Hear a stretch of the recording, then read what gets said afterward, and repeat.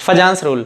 तो क्लास आज के इस लेक्चर में हम लोग बात करने वाले हैं फजांस रूल्स के बारे में। तो चलिए स्टार्ट करते हैं। क्या है फजांस रूल और वो हमें क्या जानकारी देता है। क्लास आगे मैंने राइट किया है covalent character in ionic compound. देखो क्लास, हम लोगों के पास कंपाउंड तो दो तरीके के हैं ही ना, आप इनसे तो परिचित हैं ही। एक कौन सा है भाई सर? एक है आयनिक कंपाउंड और दूसरा कौन सा है? कोवैलेंट। ओके, थोड़ी सी चर्चा इसके बारे में हम लोग कर लेते हैं, फिर अपने फजान रूल पे आगे बढ़ते हैं। जो आयनिक कंपाउंड होता है क्लास, वो किसके किसके बड़बीन बनता है? कोई एक मेटल और नॉन मेटल में। जैसे सोडियम है, एटॉमिक नंबर 11, इसका 17, इलेक्ट्रॉनिक कॉन्फ़िगरेशन इसका 281 और यहाँ इलेक्ट्रॉनिक कॉन्फ़िगरेशन 287। सोडियम का नियर नोबल गैस कौन है? नियॉन है, तो अपने आप को नियॉन जैसा बनाना चाहेगा, इसलिए इसके पास जो एक इलेक्ट्रॉन है वो एक्स्ट्रा है। बट क्लोरीन का नियरर कौन है भैया? सर आर्गन है, इट मीन्स इसके पास 1 इलेक्ट्रॉन लेस है। सो सोडियम अपना 1 इलेक्ट्रॉन इसे क्या करता है? डोनेट कर देता है। तो ध्यान से सुनिएगा, आयनिक कंपाउंड का फॉर्मेशन कंप्लीट ट्रांसफर हो जाने से हो जा रहा है। यहाँ पर क्या होता है? Na+ बनेगा, यहाँ पर क्या होगा? Cl- बनेगा और इन दोनों के बिटवीन इलेक्ट्रॉनिक अट्रैक्शन होगा, जिसे हम लोग क्या बोलते हैं? स्ट्रॉन्ग इलेक्ट्रोस्टैटिक फोर्स, जो आयनिक कंपाउंड बनाने के लिए रिस्पॉन्सिबल होगा। इस कंपाउंड को हम लोग क्या बोलेंगे? Ionic compound. ओके सर, और इस बॉन्ड को हम लोग क्या बोलेंगे? Ionic bond. चलो, जो कि दुनिया का सबसे स्ट्रॉन्ग बॉन्ड होता है। ये तो बात है आयनिक के बारे में, लेकिन थोड़ा मुझे ये बताओ, जो आयनिक बना है कंपाउंड उसमें एक कटायन है ना, इट मीन्स ये क्या होगा? कटायन है। ओके, और जो ये अनायन है Cl, ये इसके साथ में जुड़ा हुआ है ना। लेकिन आपको क्या लगता है, ये एकदम equal symmetrical distribution electron cloud का रहता होगा? क्लोरीन का नहीं रहता है। एक्चुअली एक इलेक्ट्रॉन डोनेट करने के बाद इसके ऊपर 1 यूनिट पॉजिटिव और इसके ऊपर 1 यूनिट नेगेटिव चार्ज आ जाता है ना। तो जो इलेक्ट्रॉन गया हुआ है सोडियम के शेल से निकल के क्लोरीन के पी शेल में, वो तो हो गया, ठीक है। लेकिन सोडियम के ऊपर जो चार्ज मौजूद है, ये इसके पास जो इलेक्ट्रॉन का क्लाउड है उसको अपनी तरफ अट्रैक्ट करने की कोशिश करता है और करता भी है, जिसकी वजह से इलेक्ट्रॉन का जो क्लाउड है उसका डिस्टॉर्शन हो जाता है और इलेक्ट्रॉन क्लाउड थोड़ा सा शिफ्ट हो जाता है किसकी तरफ? कटायन की तरफ। तो आप देखोगे तो यहाँ पर सोडियम के जो इलेक्ट्रॉन है और जो क्लोरीन के इलेक्ट्रॉन वो थोड़ा सा शेयरिंग भी कर रहे हैं। मीन्स जो इलेक्ट्रॉन का ट्रांसफर हुआ है क्लास, जिसकी वजह से आयनिक कंपाउंड का फॉर्मेशन हुआ है, वो तो हुआ ही है, लेकिन उसके बावजूद भी इनके अंदर शेयरिंग ऑफ इलेक्ट्रॉन की कैपेसिटी या शेयरिंग ऑफ इलेक्ट्रॉन की एबिलिटी देखी जा रही है। इसी को हम लोग क्या बोल देते हैं? Covalent character. मीन्स ये 100% आयनिक नहीं है, थोड़ा इसमें कोवैलेंट कैरेक्टर भी है। हाँ, कितना है उसी को कौन बताएंगे? फजान। क्लियर? ठीक उसी तरीके से जो हमारे पास कोवैलेंट कंपाउंड होते हैं, आपने कहा जब इलेक्ट्रॉन की शेयरिंग दो सेम एटम के बिटवीन हो तब तो भाई नॉन पोलर कोवैलेंट बॉन्ड का फॉर्मेशन होता है। किसका फॉर्मेशन होगा? नॉन पोलर कोवैलेंट का। क्लियर है? लेकिन अगर दो डिफरेंट टाइप्स ऑफ एटम हैं और उनमें से एक मोर इलेक्ट्रोनेगेटिव है, तब क्या होता है? तब आप कहते हो कोवैलेंट बॉन्ड के फॉर्मेशन तो होते हैं सर, बट जो शेयर किया गया पेयर्ड इलेक्ट्रॉन है वो मोर इलेक्ट्रोनेगेटिव एलिमेंट की तरफ क्या हो जाता है? शिफ्ट हो जाता है, जिसकी वजह से इसके ऊपर पार्शियल नेगेटिव और यहाँ पार्शियल पॉजिटिव चार्ज आ जाता है। अब आप मुझे बताओ, ये बॉन्ड सर कैसा है? शेयरिंग ऑफ इलेक्ट्रॉन हुआ है, इट मीन्स कोवैलेंट है। तो आप ये बताओ, क्या ये 100% कोवैलेंट है? नहीं, इसके ऊपर तो क्या है? चार्ज भी है ना, पॉजिटिव और नेगेटिव। इसका मतलब कुछ आयनिक कैरेक्टर भी है। इट मीन्स बहुत सारे कंपाउंड ऐसे हैं जिनके पास आयनिक नेचर के साथ साथ कोवैलेंट नेचर भी है, और बहुत सारे कोवैलेंट कंपाउंड ऐसे हैं जिनके पास कोवैलेंट के साथ साथ आयनिक भी है। तो किसी आयनिक कंपाउंड में कितना कोवैलेंट कैरेक्टर है, इसी की जानकारी हमें कौन देते हैं? फजान। क्लियर? तो चलिए समझते हैं कैसे। तो दो तरीके के आयन हैं हमारे पास क्लास, एक कटायन है और एक एनायन है। इसी को थोड़ा सा ध्यान से देखिए और सारी बात आप फजान का अपने आप अभी फटाक से रट जाएंगे, आपको बिल्कुल भी ज़्यादा प्रॉब्लम नहीं होगी। जो कटायन है उसके पास क्या काम है? वो अपने पास पॉजिटिव चार्ज रखा हुआ है। क्लियर? कैसा चार्ज है इसके पास? पॉजिटिव। ओके, जो दूसरा वाला एटम हमारे पास है अनायन। ओके, ऐसे कन्फ्यूजन होगी ना, ए और बी में राइट कर दे रहा हूँ, यहाँ पर ए यहाँ पर भी, नहीं तो कहेंगे सर दोनों तो कटायन है, ये निगेटिव रखा हुआ है। समझिएगा बहुत ध्यान से, क्या काम होना है कि जो कटायन है क्लास ए, वही क्या काम कर रहा है, अनायन के इलेक्ट्रॉन के क्लाउड को अपनी तरफ शिफ्ट कर ले रहा है। इसे थोड़ा ध्यान से सुनिएगा, ये क्या है, कटायन। कटायन के पास पावर है इलेक्ट्रॉन को शिफ्ट करने की, इसलिए इसकी इस पावर को बोलते हैं पोलराइजिंग पावर। क्लियर? ये किसके पास है, कटायन के पास है। कि किसके पास पोलराइजिंग पावर ज़्यादा होगी, जैसे कटायन मेरे पास Li प्लस है, Na प्लस है, K प्लस है, Rb प्लस है, या फिर Mg प्लस 2 है, Be प्लस 2 है, Ca प्लस 2 है, या फिर एल्युमिनियम प्लस 3 है। तो इतने सारे कटायन में से किसके पास पोलराइजिंग पावर सबसे ज़्यादा है, इसकी जानकारी कौन देंगे, फजान। कैसे पढ़ते हैं अभी। दूसरा क्या है, एनायन। एनायन ने क्या काम किया, वो अपने इलेक्ट्रॉन क्लाउड को रोक नहीं पाया, वो उसका इलेक्ट्रॉन क्लाउड शिफ्ट हो गया किसकी तरफ, कटायन की तरफ। उसके इलेक्ट्रॉन के क्लाउड को इसकी तरफ शिफ्ट होने, कटायन की तरफ शिफ्ट होने की प्रॉपर्टी को हम लोग बोलते हैं पोलराइजेबिलिटी। क्या बोलते हैं, पोलराइजेबिलिटी। मीन्स मेरे पास एनायन में कौन है, बहुत सारे एनायन है भैया, Fi माइनस है, Cl माइनस है, Br माइनस है, I माइनस है, O माइनस 2 है, S माइनस 2 है ना, N माइनस 3 है, P माइनस 3 है, बहुत सारे अनायन हैं। अब इनमें से कौन सा अनायन होगा, उसकी हमें क्या बतानी है, पोलराइजेबिलिटी, कि कौन सा अनायन है जिसका इलेक्ट्रॉन क्लाउड ज़्यादा शिफ्ट होगा, कौन सा अनायन है कि जिसका इलेक्ट्रॉन क्लाउड कम शिफ्ट होगा। इसे कौन बताएंगे, हमारे फजान। क्लियर ना, ओके। अब इन पूरे प्रोसेस को हम लोग क्या बोल देते हैं, पोलराइजेशन। क्या बोलते हैं, पोलराइजेशन। इसका क्या हुआ है, पोलराइजेशन हुआ है। तो क्वेश्चन क्या आएगा, या तो पोलराइजेबिलिटी पूछी जाएगी या तो पोलराइजिंग पावर पूछा जाएगा। पोलराइजेबिलिटी पूछी जाएगी तो किसकी बात आएगी यहाँ पे, एनायन की, और पोलराइजिंग पावर पूछा जाएगा तो किसकी बात आएगी भैया, कटायन की। क्लियर? तो कैसे आप काउंट करोगे, बहुत सिंपल सा और बहुत आसान सा एक फार्मूला इन्होंने दिया कटायन के लिए, अनायन के लिए नहीं क्लास, कटायन के लिए। समझते हैं, बाकी सारे 3 पोस्टुलेट्स हैं, बड़े आसानी से रट जाओगे। Polarising power of a cation. किसी कटायन की पोलराइजिंग पावर को आप बड़ी आसानी से कैलकुलेट कर सकते हो। किससे डिनोट करते हैं इसको, फाई से। कैसे, तो आप बताते हो charge on cation upon cation के रेडियस का स्क्वायर। बड़ा आसान है। तो अब मुझे नहीं लग रहा कि पहला पोस्टुलेट बताने में आपको कोई भी दिक्कत होगी। ध्यान से सुनिएगा, ये पोलराइजिंग पावर और ये पोलराइजेबिलिटी, ध्यान से सुनिएगा। जिसका पोलराइजिंग पावर जितना ज़्यादा होगा उसका कोवेलेंट कैरेक्टर भी उतना ही ज़्यादा होगा। जिसकी पोलराइजेबिलिटी ज़्यादा होगी उसकी भी कोवेलेंट कैरेक्टर उतनी ज़्यादा होगी। जैसे समझते हैं एक टॉपिक के बाद में, एक लाइन के बाद में, चार्ज कटायन। देखो इसके पास चार्ज तो 1 1 ही है ना, समझिएगा, लेकिन रेडियस सबका अलग अलग है क्लास। जैसे लिथियम प्लस है, 1 यूनिट पॉजिटिव चार्ज है, और इसका रेडियस सपोज कर लेता हूँ मैं कितना है, इतना। लेकिन सोडियम की बात अगर मैं करूँगा तो क्या होगा, चार्ज तो सेम है लेकिन रेडियस लिथियम से थोड़ा बड़ा है। ऐसे ही कैल्शियम की बात अगर मैं करता हूँ तो आप क्या बताओगे, चार्ज तो सेम है बट इसकी साइज क्या है भैया, इससे ज़्यादा बड़ी है। तो आपको क्या नाम बताना है, सॉरी यहाँ 3 सेल होंगे और यहाँ 2 होंगे और यहाँ 3। ओके, फिर भी समझ रहे हो आप। तो आप क्या कह रहे हो कि सर रेडियस क्या हो जा रहा है, बढ़ रहा है। जैसे जैसे इनका रेडियस बढ़ेगा, देखिएगा चार्ज तो सेम है 1 1 1, 1 को ही आपको डिवाइड करना होगा पहले लिथियम के रेडियस से, जो कि छोटा है, तो वैल्यू कुछ ठीक ठाक मिल सकती है।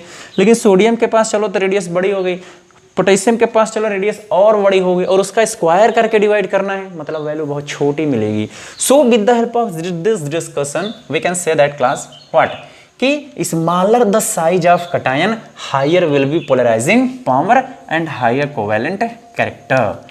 पहला पोस्टुलेट आप क्या बताओगे भैया, पहला पोस्टुलेट आप क्या बताओगे, ध्यान से देखिएगा। Smaller the size of cation, cation की साइज जितनी छोटी रहेगी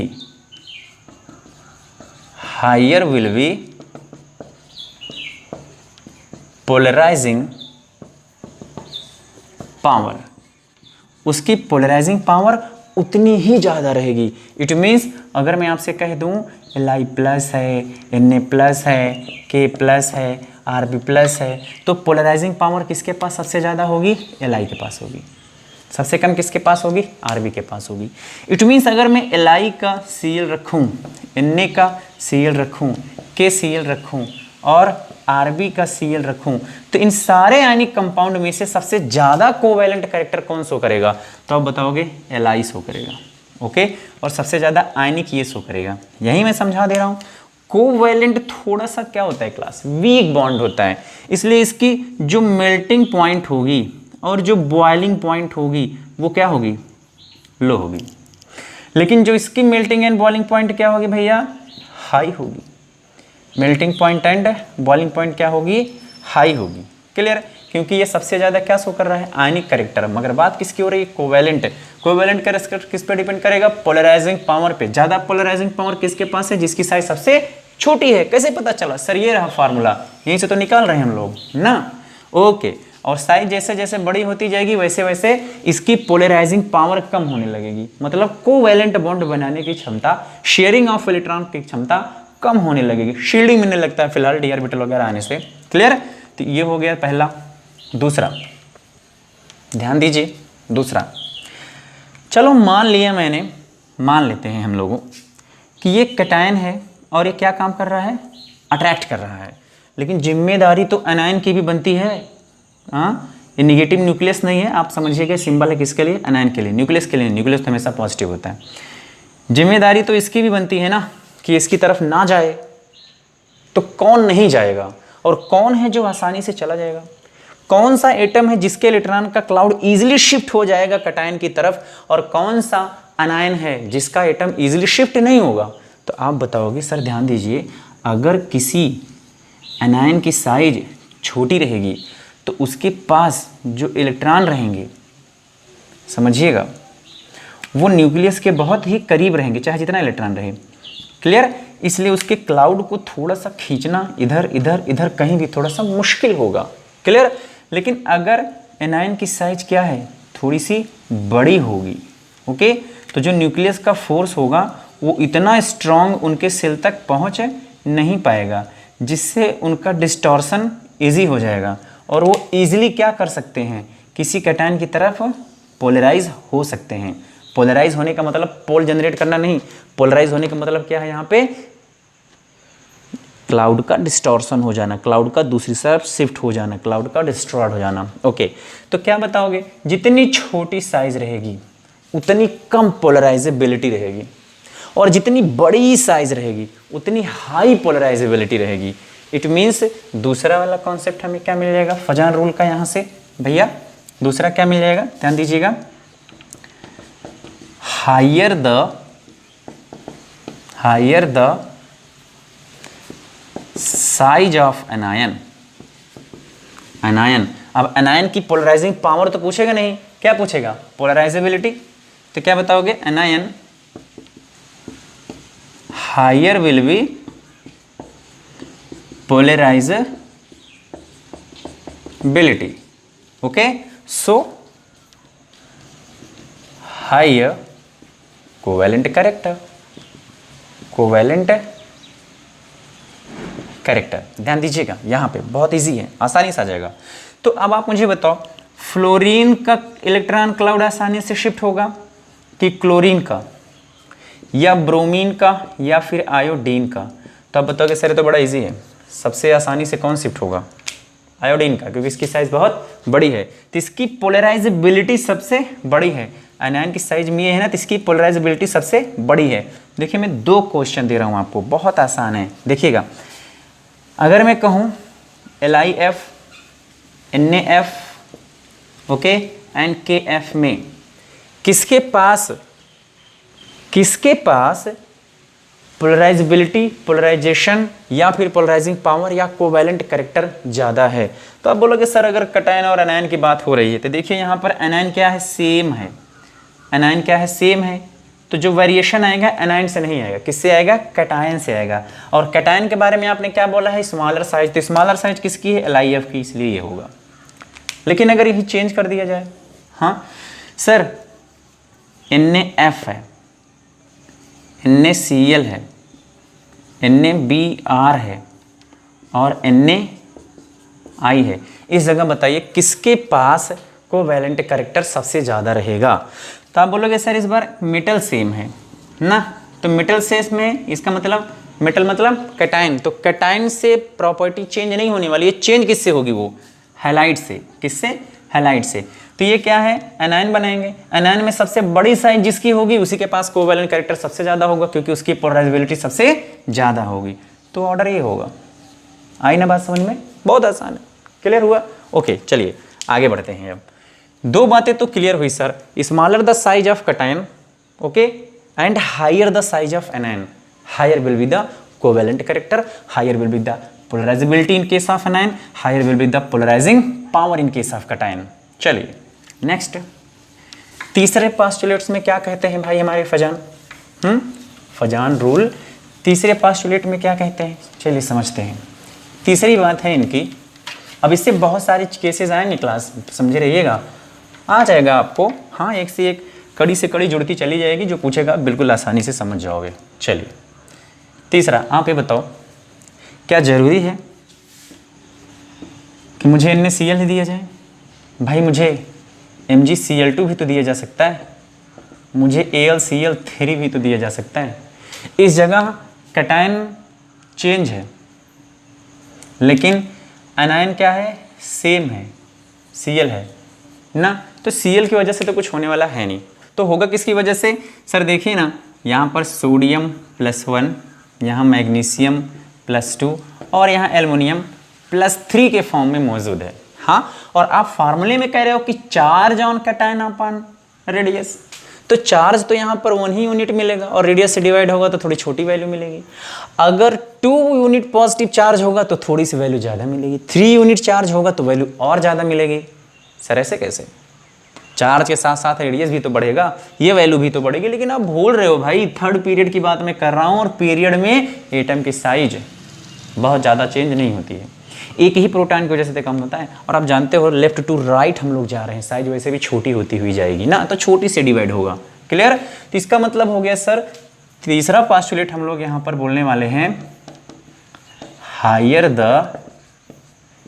चार्ज ऑन कैटायन।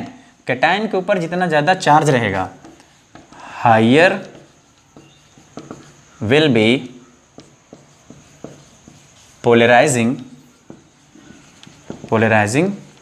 पावर, उसकी पोलराइजिंग पावर भी उतनी ज़्यादा होगी। क्लियर? तो इसका मतलब हो गया ज़्यादा पोलराइज कौन होगा? ये होगा। इसीलिए AlCl2 क्या होता है? मोस्टली कोवैलेंट ही रहता है क्लास, क्लोराइड ब्रिज बनाता है। ओके, तीसरी चीज़ खत्म, आगे बढ़िए। अच्छा बताइए सर, जैसे अनायन के ऊपर चार्ज आपने बदल दिया, तो क्या वैसे ही यहाँ पर नाइट्रोजन है, ऑक्सीजन है, फ्लोरीन है, इनके ऊपर भी तो चार्ज डिफरेंट टाइप से? आपको क्या लगता है, जिसके ऊपर चार्ज ज़्यादा है वो ज़्यादा पोलराइजेबिलिटी रखेगा, उसके पास पोलराइजेबिलिटी ज़्यादा होगी, या जिसके पास चार्ज कम है इन केस ऑफ एनायन? तो आप बोलोगे देखिए ना सर, फ्लोरीन तो बहुत छोटा है, और एक इलेक्ट्रॉन अगर ले भी लेता है तो भी इसका इलेक्ट्रॉन ज़्यादा से ज़्यादा कहाँ है? न्यूक्लियस के बहुत करीब है, ये हायर पोलराइजेबिलिटी शो नहीं करेगा। ऑक्सीजन की बात करिए आप, तो मैं मान सकता हूँ थोड़ा सा, हाँ, कि हाँ भाई ऑक्सीजन थोड़ा सा क्या है, साइज इसकी कंपेरिजन में बड़ी हो जाती है, और साइज ऑफ एनायन तो हायर पोलराइजेबिलिटी, इसलिए थोड़ी बहुत पोलराइजेबिलिटी मिल सकती है। लेकिन नाइट्रोजन की केस हम लोग जानते हैं क्लास, नाइट्रोजन तो क्या हो जाता है? काफ़ी बड़ा हो जाएगा, क्योंकि 3 चार्ज हैं इसके पास, तो इलेक्ट्रॉन का क्लाउड ज़्यादा हो जाएगा, संभालने वाला सिर्फ 7 ही प्रोटॉन है और इलेक्ट्रॉन हो जाएंगे 10। तो इसका मतलब हो गया नाइट्रोजन का जो एटम हैगा, आयन होगा, उसका इलेक्ट्रॉन क्लाउड किसी कैटायन की तरफ बड़ी इजीली क्या हो जाएगा? पोलराइज हो जाएगा। क्लियर? तो आपने क्या कहा था? Higher the charge on cation, higher will be polarising power. तो ठीक वही बात आपको एनायन के साथ में रखना है कि higher the charge on anion higher will be polarizability, और higher polarising power higher polarisability रहेगी तो क्या होगा, hence higher covalent character, higher covalent character. Okay, तो कोवैलेंट कैरेक्टर भी उसमें क्या होगा, ज़्यादा होगा। चलिए देख लेते हैं। आप बताओ मुझे, फास्फोरस -3, सल्फर -2 एंड क्लोरीन -1, इन तीनों एनायन में सबसे ज़्यादा पोलराइजेबिलिटी किसके पास होगी? कौन है जो अपने कंपाउंड के साथ में सबसे ज़्यादा क्या बनाएगा, कोवैलेंट कैरेक्टर? तो आप बताओगे ये रहा, जिसके पास एनायन में चार्ज ज़्यादा हो उसकी भी पोलराइजेबिलिटी क्या होगी, सबसे ज़्यादा होगी, और उसके कंपाउंड में कोवैलेंट कैरेक्टर भी सबसे ज़्यादा होगा। ओके, लास्ट रूल फजान का मोस्ट इंपॉर्टेंट, बहुत ही ज़्यादा इंपॉर्टेंट है, और ये बुक में दिया भी रहता है, हम लोग पढ़ते भी हैं, लेकिन समझ में बहुत कम आता है। तो चलिए समझ लेते हैं, क्यों भाई कम समझ में कैसे आएगा। ओके, ध्यान देते हैं। देखिए यहाँ हीलियम का एटॉमिक नंबर है 2 और इलेक्ट्रॉनिक कॉन्फ़िगरेशन हम लोगों को क्या मिलता है, 2। ओके, नियॉन का अगर हम लोग देखते हैं तो क्या मिलेगा, 10, तो यहाँ क्या मिल जाएगा, 2 और 8। आर्गन का हमें अगर बात करनी हो तो क्या मिलता है, 18, तो आप बोलते हो 2, 8, 8, 2 ना। थोड़ा ध्यान देते हैं, इन सबका जो फार्मूला है हीलियम को छोड़ करके, इन सबका जो फार्मूला है इलेक्ट्रॉनिक कॉन्फ़िगरेशन का वो क्या है, NH2 NP6। क्लियर? अगर d ऑर्बिटल भी आता है तो भी क्या होना चाहिए, फुल्ली फील्ड होना चाहिए। तो ये है इनका इलेक्ट्रॉनिक कॉन्फ़िगरेशन का फार्मूला, किसके लिए, नोबल गैस के लिए, नोबल गैस का इलेक्ट्रॉनिक कॉन्फ़िगरेशन है। लेकिन हम जानते हैं क्लास, हमारे पास भी बहुत सारे एलिमेंट ऐसे हैं जो अपने कैटायनिक स्टेज में नोबल गैस जैसा इलेक्ट्रॉनिक कॉन्फ़िगरेशन शो करते हैं। चलिए देखते हैं कौन है वो। देखो, अगर मैं कॉपर की बात करूं तो एटॉमिक नंबर कितना है इसका, 19, तो आप बोलते हो 1s2 2s2 2p6 3s2 3p6, आगे 3d10 एंड 4s1। अरे सर ऐसा होता है, 4s2 3d9, इसके बारे में हमारी आपसे बात हो चुकी है। ये स्टेबल होने के लिए अपने पास से हाई एनर्जी रखता है, इसलिए यहाँ से एक इलेक्ट्रॉन ले लेता है, तो वहाँ चल करके बातें नहीं करेंगे। तो ये है इसका रियल इलेक्ट्रॉनिक कॉन्फ़िगरेशन। अगर मैं यहाँ पर प्लस बनाऊँ, कैटायन बनाना है ना मुझको यहाँ पे, तो कैटायन अगर मैं यहाँ पर बनाता हूँ तो ध्यान दीजिएगा, 29 का इलेक्ट्रॉनिक कॉन्फ़िगरेशन अब क्या होगा, 1s2 2s2 2p6 3s2 3p6 and 3d10। तो आपको नहीं लग रहा, ये है ns2 np6 and nd10, stable electronic configuration है ना, जो कि नोबल गैस जैसा है। इसे हम लोग क्या बोल देते हैं, स्यूडो नोबल इलेक्ट्रॉनिक कॉन्फ़िगरेशन। तो जो स्यूडो नोबल इलेक्ट्रॉनिक कॉन्फ़िगरेशन देता है क्लास, जो स्यूडो इनर्ट गैस के जैसा इलेक्ट्रॉनिक कॉन्फ़िगरेशन देता है, उसका भी कोवैलेंट कैरेक्टर सबसे ज़्यादा होगा। अगर मैं यहाँ कह दूँ कि CuCl मेरे पास है, तो इसका मतलब आयनिक तो है, मानता हूँ, बट इसके पास क्या होगा, कोवैलेंट कैरेक्टर भी होगा। क्लियर? तो अब आप थोड़ा ध्यान दो, कॉपर, सिल्वर एंड गोल्ड, ये तीनों क्लास एक ही ग्रुप के मेंबर हैं। क्लियर? इसका मतलब क्या हुआ कि कॉपर, सिल्वर, गोल्ड तीनों ही क्या देंगे, स्यूडो इलेक्ट्रॉनिक कॉन्फ़िगरेशन देंगे। इसका मतलब इनमें से किसी को भी आप उठा लो, अगर आप AgCl को भी लेते हो भैया, AgCl, तो ये भी कैसा कंपाउंड बना रहा है, कोवैलेंट बना रहा है। और आपको बता दूं, AgCl दिख आयनिक जरूर रहा है, मगर ये वाटर में इंसॉल्युबल होता है, वाटर इनसॉल्युबल होता है। क्यों होता है, बिकॉज ये कोवैलेंट है ना, वाटर में तो आयनिक जाकर के सॉल्युबल होता है, जिसके पास पोलरिटी होती है, ज़्यादा पोलरिटी जिसके पास होगी ज़्यादा सॉल्युबल होगा। इसलिए कहाँ सॉल्युबल होगा, ये सॉल्युबल इन ऑर्गेनिक सॉल्वेंट में सॉल्युबल होता है। भाई ये ऑर्गेनिक सॉल्वेंट कैसे हैं, जैसे कार्बन टेट्राक्लोराइड, बेंजीन, क्लोरोफॉर्म, इन जगह पे जाकर के डिजॉल्व होगा जहाँ कार्बन मौजूद हो। H2O में तो कार्बन है नहीं, इसलिए यहाँ ये सॉल्युबल होता ही नहीं है। ठीक उसी तरीके से सिल्वर का भी क्लोराइड इनसॉल्युबल होता है। तो कैसे कैरेक्टर शो कर रही हैं सब, कोवैलेंट कैरेक्टर शो कर रहे हैं। तो क्लास क्या और भी कोई एलिमेंट है जो स्यूडो इलेक्ट्रॉनिक कॉन्फ़िगरेशन देने की पावर रखता है? बिल्कुल सर, देखिए ना, जिंक है, इसका इलेक्ट्रॉनिक कॉन्फ़िगरेशन करिए 1s2 2s2 2p6 ना 3p6 एंड 3d10 4s2। चलिए, अब ये अगर अपना 2 इलेक्ट्रॉन लॉस करता है तो आउटर मोस्ट सेल से ही लॉस करेगा। अब क्या बचेगा इसके पास इलेक्ट्रॉनिक कॉन्फ़िगरेशन में? 1s2 2s2 2p6 3s2 3p6 and 3d10। ये क्या है? ns2। ये क्या होगा? np6 और ये क्या होगा? nd10। मीन्स ध्यान दीजिए, है ना स्यूडो इलेक्ट्रॉनिक कॉन्फ़िगरेशन, ये भी शो कर रहा है किसके जैसा? Pseudo noble electronic configuration. It means zinc का जो भी कंपाउंड बनेगा ZnCl2 ये भी क्या होगा? हाईली कोवैलेंट होगा। सिर्फ जिंक का ही नहीं, ठीक इसी तरीके से जैसे कॉपर के ग्रुप में सिल्वर और गोल्ड मौजूद होते हैं, वैसे जिंक के भी ग्रुप में कैडमियम एंड मरकरी मौजूद हैं। इन तीनों को आप रख लीजिए प्लस के फॉर्म में और +2 के फॉर्म में। ये 336 एलिमेंट ऐसे हैं जो स्यूडो इलेक्ट्रॉनिक कॉन्फ़िगरेशन देते हैं, जिनके कंपाउंड्स क्लास कैसे रहते हैं? कोवैलेंट रहते हैं। बनाते तो अनेक हैं मगर उनमें कोवैलेंट कैरेक्टर ज़्यादा पाया जाता है। क्लियर? तो ये हो गया आपका फजान का रूल। चलिए, अब मैं कुछ क्वेश्चन अगर आपके सामने रखूं तो बहुत ध्यान से सुनिएगा इसको। हाँ, आयनिक और कोवैलेंट को ध्यान में रखिएगा तो अब बड़े आसानी से अरेंज कर लेंगे इनको। पहला, arrange the following ionic compound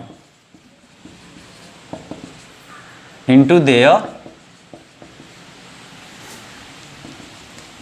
increasing order of boiling point या melting point, दोनों में से कुछ भी। चलिए सर, कौन सा देना चाहेंगे?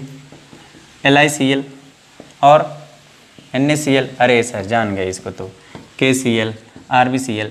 बताइए किसकी मेल्टिंग पॉइंट सबसे ज़्यादा होगी? ध्यान दीजिएगा, कंपाउंड 2 तरीके के हैं, कोवैलेंट है, आयनिक है। जो जितना ज़्यादा आयनिक होगा उसके बिटवीन उतना strong electrostatic force of attraction होगा, और strong electrostatic force of attraction दुनिया का सबसे स्ट्रॉन्ग फोर्स है। मेल्टिंग होने का मतलब इसके बिटवीन के बॉन्ड का ब्रेक हो जाना, ठीक, और ये मोबाइल फॉर्म में चला जाना। अभी तो सॉलिड में स्टैटिक फॉर्म में रहेगा। तो आयनिक अगर कोई होगा उसका मेल्टिंग पॉइंट सबसे ज़्यादा होगा, और जो कोवैलेंट होगा उसका मेल्टिंग पॉइंट सबसे कम होगा। फजान रूल से हमें कोवैलेंट कैरेक्टर पता चल जा रहा है। जिस कैटायन की साइज छोटी होगी वो सबसे ज़्यादा कोवैलेंट होगा, फिर साइज बड़ी less covalent, less covalent least covalent, less covalent से लीस्ट कोवैलेंट की तरफ बढ़ने का मतलब है किस तरफ बढ़ते जा रहे हैं हम लोग? आयनिक की तरफ बढ़ते जा रहे हैं। इसका मतलब ये कैसा कंपाउंड होगा क्लास? ये हाईली आयनिक होगा, और ये हाईली या लार्जली कोवैलेंट होगा। कोवैलेंट तो बड़ी आसानी से ब्रेक हो जाता है भाई ना। इसका मतलब ये सबसे कम होगा मेल्टिंग पॉइंट इसकी, इसके बाद इसकी, इसके बाद इसकी, और सबसे ज़्यादा RbCl देगा क्या? Melting point. अगर मैं इसी जगह पर सॉल्युबिलिटी की बात कर देता तो समझो इस बात को, सॉल्युबल कौन होगा और कहाँ? वाटर में। तो देखो वाटर क्या है भैया? पोलर है ना। कौन डिजॉल्व होगा? जो आयनिक होगा। तो आप बताओगे सॉल्युबिलिटी का भी ऑर्डर यही होगा जो मेल्टिंग पॉइंट का है, जो बॉइलिंग पॉइंट का है, वही ऑर्डर किसका होगा? सॉल्युबिलिटी का भी ऑर्डर यही होगा। क्लियर? अब थोड़ा ध्यान दो यहाँ पे। अगर मैं आपसे कह दूँ CaF2 CaCl2 CaBr2 and CaI2। ध्यान से देखिएगा, दूसरा मैं कह रहा हूँ, यहीं पे दूसरी बार मैं कर रहा हूँ। Sir BeF2 MgF2 okay, CaF2 and BaF2। इनको इनके increasing order of melting point में अरेंज करो तो सबसे ज़्यादा मेल्टिंग पॉइंट कौन शो करेगा? थोड़ा ध्यान दो। CaF2। क्या F2 कोवैलेंट है? F2 तो जल्दी पोलराइज ही नहीं होगा, मीन्स F तो पोलराइज ही नहीं होगा। क्योंकि F की साइज़ क्या है, बहुत छोटी है, न्यूक्लियस से टाइटली अट्रैक्टेड रहेगा और किसी कैटायन की मौजूदगी में इसका जो इलेक्ट्रॉन का क्लाउड है वो इलेक्ट्रॉनों को शेयर नहीं करवाएगा, ट्रांसफ़र भले करा लेगा। इसका मतलब CaF2 क्या होगा, हाईली आयनिक होगा, लार्जली आयनिक होगा। और इसी जगह CaI2 क्या होगा, थोड़ा सा कोवैलेंट कैरेक्टर इसमें तो मिलेगा ही मिलेगा। तो ज़्यादा मेल्टिंग पॉइंट कौन देगा, जो ज़्यादा आयनिक होगा। क्लियर। अब अगर मैं कह दूं भाई देखो पिछली बार क्या था, किसकी वजह से चेंज आया हुआ था, हैलाइड की वजह से ना, मेटल तो कॉमन था, बट इस बार क्या हो गया, हैलाइड कॉमन हो जाए और मेटल अलग अलग हो जाए, तो आप क्या बताओगे, बेरिलियम की साइज बहुत छोटी है, ये कोवैलेंट कैरेक्टर शो करेगा। मैग्नीशियम की साइज थोड़ी सी बड़ी है ना इसके कंपैरिजन में, तो ये क्या होगा, थोड़ा सा आयनिक होगा, ये और थोड़ा आयनिक होगा, और बेरिलियम सबसे ज़्यादा आयनिक होगा। इसलिए मेल्टिंग एंड बॉइलिंग पॉइंट का ऑर्डर ये होगा, मेल्टिंग एंड बॉइलिंग पॉइंट का ऑर्डर ये होगा। क्लियर। ओके, एक क्वेश्चन और लास्ट क्वेश्चन है मेरे पास कि ध्यान दीजिएगा, क्वेश्चन है CuCl is less soluble in water than NaCl. Why? ऐसा क्यों? देखो ना, Cu और NaCl और इधर CuCl, समझो इस बात को। क्यों बताओगे भैया, ये ज़्यादा सॉल्युबल है वाटर में, क्योंकि इसके पास कोवैलेंट कैरेक्टर कम है, आयनिक कैरेक्टर ज़्यादा है, इसके पास कोवैलेंट कैरेक्टर कम है। कैसे पता चला सर? Na क्या है, Na डाउन द ग्रुप जाएंगे, पोलराइजेबिलिटी कटायन की घट जाएगी, सॉरी पोलराइजिंग पावर क्या हो जाएगी, घट जाएगी, कम होती जाएगी, क्योंकि साइज इसकी क्या होती जाएगी, बढ़ती जाएगी। सर कॉपर तो बहुत बड़ा हो जाएगा इसके कंपैरिजन में, लेकिन नहीं, कॉपर को याद रखिए क्या देता है, स्यूडो नोबल इलेक्ट्रॉनिक कॉन्फ़िगरेशन, इसलिए ये कोवैलेंट होगा। तो CuCl कैसा है, लार्जली कोवैलेंट है, इसीलिए क्या होगा, लेस सॉल्युबल होगा। जबकि ये क्या होगा, थोड़ा सा आयनिक होगा, इसलिए वाटर में क्या होगा, ये हाईली सॉल्युबल होगा। तो क्वेश्चन में आपसे इसकी सॉल्युबिलिटी से, इसकी मेल्टिंग पॉइंट से, इसकी बॉइलिंग पॉइंट से भी पूछे जा सकते हैं क्लास, और आयनिक कैरेक्टर और कोवैलेंट कैरेक्टर तो पूछा जा सकता है। आई ना बात समझ में? कोई भी कंपाउंड आपको उठा करके अगर मैं आपसे दे दूं, कहूँ चलो कंपेयर करो इसमें से ज़्यादा आयनिक या ज़्यादा कोवैलेंट कौन है, जैसे चलो मेरे पास है KCl और मेरे पास है KF, दोनों में से ज़्यादा कोवैलेंट कैरेक्टर कौन शो करेगा? कोवैलेंट बोल रहा हूँ, आयनिक नहीं।